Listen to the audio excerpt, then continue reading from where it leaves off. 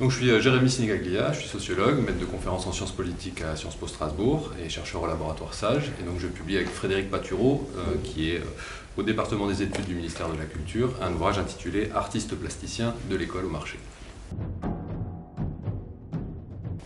C'est difficile de résumer un ouvrage de près de 300 pages en 3 mots, mais puisqu'il est question d'art plastique, je vais en faire une description formelle, donc je dirais petit livre rouge. Alors d'abord, il faut dire que c'est un ouvrage qui s'inscrit dans le prolongement de toute une série d'enquêtes qui ont été menées par le DEPS, le département des études du ministère de la Culture, sur des professions artistiques. Donc il n'y en avait pas encore sur les artistes plasticiens, donc c'est maintenant chose faite. Et du coup, le premier objectif de cet ouvrage, il découle un peu de cette commande, de ce contexte de production, c'est qu'il s'agissait de faire une description sociologique de ce groupe professionnel, qui est un groupe en expansion depuis les dernières décennies. Le premier objectif, donc, c'était de faire ce portrait, et comme c'est un groupe qui est hétérogène, comme de nombreux groupes professionnels, l'idée c'est pas de faire un portrait moyen, mais de reconstituer l'espace des positions possibles dans le champ des arts plastiques en France aujourd'hui. C'est ce qu'on fait dans le premier chapitre, en montrant qu'au-delà de traits communs, c'est un groupe qui est traversé par certaines inégalités ou certaines différences, par exemple des différences entre disciplines, des différences entre lieux d'exposition ou en termes de revenus, voilà, même si globalement les revenus moyens sont assez modestes et qui sont quand même plus nombreux à se nourrir quotidiennement de spaghettis que de homards. L'idée c'était de montrer qu'on a comme ça un espace de position, alors vous voyez pas très bien, mais qui est structuré en fonction de deux choses principalement. D'une part, le degré de reconnaissance symbolique. C'est pas la même chose d'exposer dans une foire internationale, une petite galerie de province ou dans un café-restaurant. On retrouve nos spaghettis.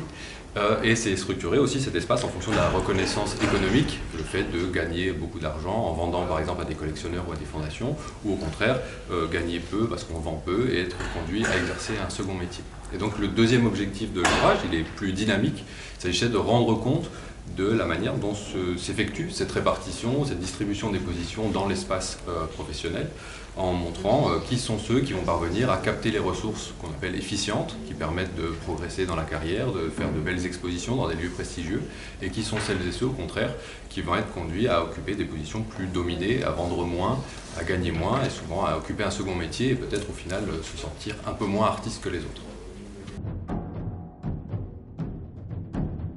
Alors comme c'est pas un essai mais que c'est le produit d'une enquête, il n'y a pas vraiment de message au sens strict, par contre il y a des résultats, d'ailleurs c'est une enquête importante puisqu'elle repose sur une enquête par questionnaire auprès de 6000 plasticiens, un échantillon représentatif qui a été complété par une cinquantaine d'entretiens approfondis. Et donc si je devais insister sur un point, c'est le décalage qui existe entre l'idée qu'on se fait des arts comme un domaine qui est ouvert, dans lequel chacun peut entrer et réussir s'il est talentueux, avec la persistance de très fortes inégalités dans les carrières. Et je pourrais insister sur 2 points. D'une part, les inégalités entre hommes et femmes, même si les femmes aujourd'hui sont même majoritaires dans les écoles supérieures d'art et que c'est un groupe qui est paritaire, elles réussissent globalement moins bien que les hommes, elles vendent moins bien, elles gagnent moins d'argent, etc.